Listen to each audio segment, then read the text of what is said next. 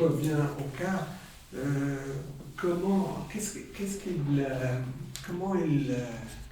il décrit l'efficacité de ce cas? Quels ont été les éléments qui ont fait qu'il a pu avoir un effet thérapeutique? Parce que je pense que c'est un peu un cas qui a eu une bonne fin, ça veut dire comme ça. Oui, bon, c'est un cas très triste, mais qui a eu une bonne fin. Mais pour moi, pour lui, en tous les cas, c'est le fait qu'il a pu servir de mort auxiliaire, il dit, ou de témoin à la souffrance de cette patiente. Et ça, il a pu l'accueillir et être cette autre personne. Et c'est ça qui a permis en fait que les choses bougent un peu pour cette patiente. Parce qu'il y a un côté tellement simple qu'on a l'impression que... Mais c'est aussi oui, c'est ça. Mais c'est aussi un résumé du... Mais il y a quelque chose d'un peu énigmatique dans ce cas, c'est quand il parle de témoin, parce que je pense que c'est à partir du témoin que... C'est ça, en tout cas, voilà, c'est sous-entendu. Oui, on parle au début des religions. Il dit, dirais-je, donc là, page 262, dirais-je, en reprenant l'excellent concept de Paul Ricoeur, donc il cite beaucoup, à l'époque, il fallait citer beaucoup, je pense, pas seulement à l'époque, mais cite beaucoup, pour créer et maintenir un climat de souffrance qui reste sous son contrôle et peut être libidinisé. Dans les cas de ce genre, la tâche de l'analyste est de permettre au moi de relâcher ce système de contrôle omnipotent d'une manière telle que le soi de la personne puisse éprouver la douleur psychique sans qu'il y ait menace d'annihilation. Dans d'autres expériences, dans toute expérience masochistique, l'intrapsychique et l'interpersonnel, il y a toujours trois personnes. Le sujet, l'autre, qui est désiré et qui lui fera mal, et le témoin. Partie du moi du sujet qui enregistre et expérimente l'affect douloureux que ce contrat, pour utiliser le concept de Smirnov, actualise. Donc, en commentant l'état de ma patiente qui souffrait, j'ai dit qu'elle avait besoin d'un témoin, d'un autre, pour pouvoir faire l'expérience de son être dans sa peine. Ainsi, nous voyons que les ingrédients de base de l'expérience de la douleur psychique et de la masochistique sont les mêmes. Donc, je ne comprends pas très bien qu'est-ce que c'est que ce témoin et quelle est la différence qu'il fait, le sujet, l'autre et le témoin. Parce que dans cette phrase, le sujet, l'autre qui a désiré plus mal et le témoin. Quelle est la différence pour moi? Je n'ai pas compris qui est le sujet, qui est l'autre et qui est le témoin. Puis il dit la même chose avant, il parle des religions monothéistes. Ah oui, bon, je vous lis peut-être le passage parce que je pense que ça va mettre en lien. Moi, je comprends, pour moi, c'est pas clair. Hein, mais... Et puis, je comprends pas pourquoi on dit qu'elle est masochique, cette patiente. Moi, elle a un fantasme, elle est battue. Un fantasme, ouais. Mais je trouve que, je sais pas, je trouve pas très clair. Moi, personnellement, c'est très bien que vous souligniez ça, c'était mes questions. Sans savoir pourquoi. Enfin, il y a un peu ça qui est dit au début. Ce que je sais de l'histoire des religions en particulier, de celle des trois religions monothéistes, m'a appris que c'est page 260. M'a appris que c'est précisément le besoin de l'être humain que sa douleur psychique soit observée en silence et discrètement par l'autre qui a abouti à la création de l'omniprésence de Dieu dans la vie humaine. Moi, je ne comprends pas déjà ça, mais depuis 2 siècles et plus, avec l'effacement progressif de Dieu, en tant qu'autre témoin, l'expérience de la douleur psychique s'est transformée Passons de la souffrance tolérée et acceptée à ses substituts pathologiques. Donc l'analyste devient une sorte de dieu ou de curé, je ne sais pas, c'est un peu ça pour moi.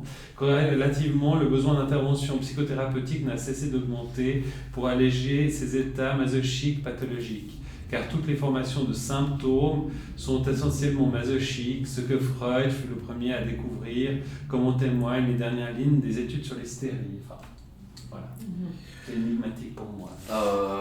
Pour moi aussi. C'est pour ça que je ne vais pas parler de ça. Parce que j'ai présenté les choses telles que je pouvais les résumer. C'est-à-dire, il y a lui, le sujet, l'autre, ça on comprend, le témoin on comprend, mais... Le témoin est une partie du moi. Et puis c'est une partie du moi qui normalement, après moi je vous dis ce que je comprends, qui normalement élabore l'expérience traumatique. Mais si le moi déplace, parce que t'as pas lu tout le paragraphe, à la fin ce qu'il nous faut rechercher, c'est comment, chez certains individus, le moi en arrive à déplacer le registre d'expérience d'un plan psychique à un autre et à l'amener ainsi sous son contrôle manipulateur. C'est-à-dire, il ne sait pas comment lier les choses avec la répétition, un peu la pulsion des morts, enfin il tourne autour, qu'est-ce qui fait la jouissance, pourquoi ça se paralyse, pourquoi elle a oublié. Pourquoi, dès que le fantasme se forme, elle se ranime? La jouissance, savoir maintenant. Je pense qu'il cherche ça. Je pense qu'il cherche à former une théorie du pourquoi ça revient, pourquoi une partie, parce qu'il dit que c'était un fonctionnement paralysé, qui s'anime après qu'un fantasme masochique a pu se compléter. Et ça, c'est fait grâce au fait que lui, il a agi comme témoin. C'est-à-dire, il trouve que la place du psychanalyste, c'est la partie du moi qui fait témoin, qui en elle a été paralysée.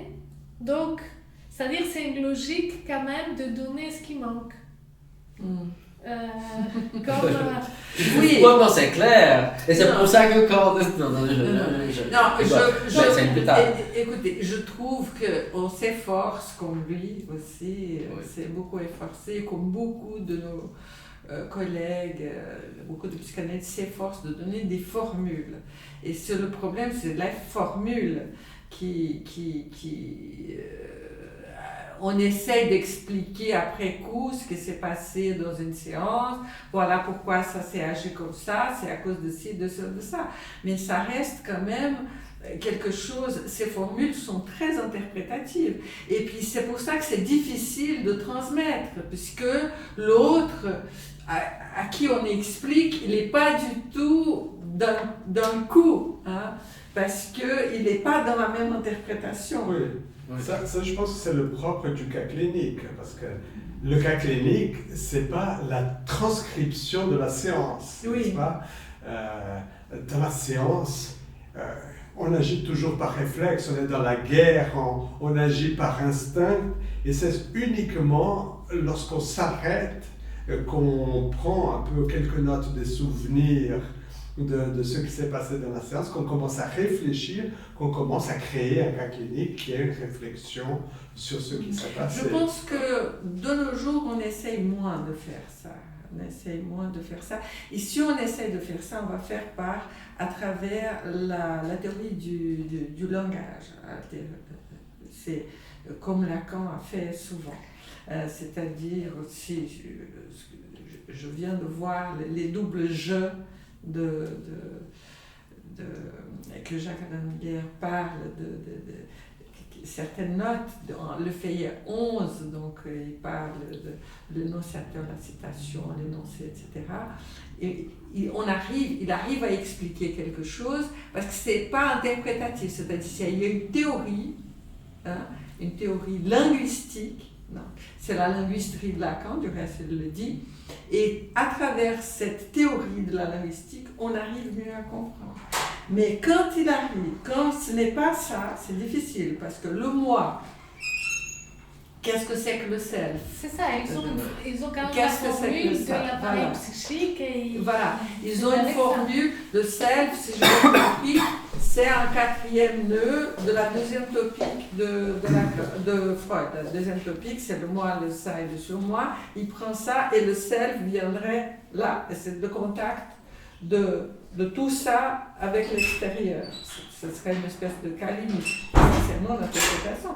Et ça, c'est l'interprétation que j'ai trouvée sur Internet, sur l'intelligence artificielle. Donc, il a pris toutes ces informations et qui me dit, ah, mais le self, c'est ça, c'est-à-dire ça englobe le moi, le self. Moi, je dis, ah oui, pourquoi je n'ai pas pensé? Et donc, voilà. Donc, mais le moi auxiliaire, c'est-à-dire le témoin, était très, très utilisé dans les théories de l'époque, dans les épistémologies de l'époque, le moi auxiliaire. Du reste, pour les autistes, on utilisait l'éducateur comme moi auxiliaire. Ah oui, donc, mais on a comme témoin. jusqu'aujourd'hui, on a. Oui. Oh, on a ça appris pas, ça dans oui, notre ça, formation. oui, on a appris ça.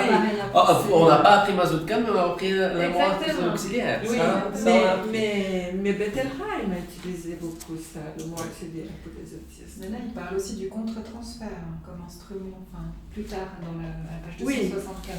Oui. On se fie un peu à sa perception de ce que le patient n'arrive pas à dire, au fond. De travailler à partir de ça. Oui.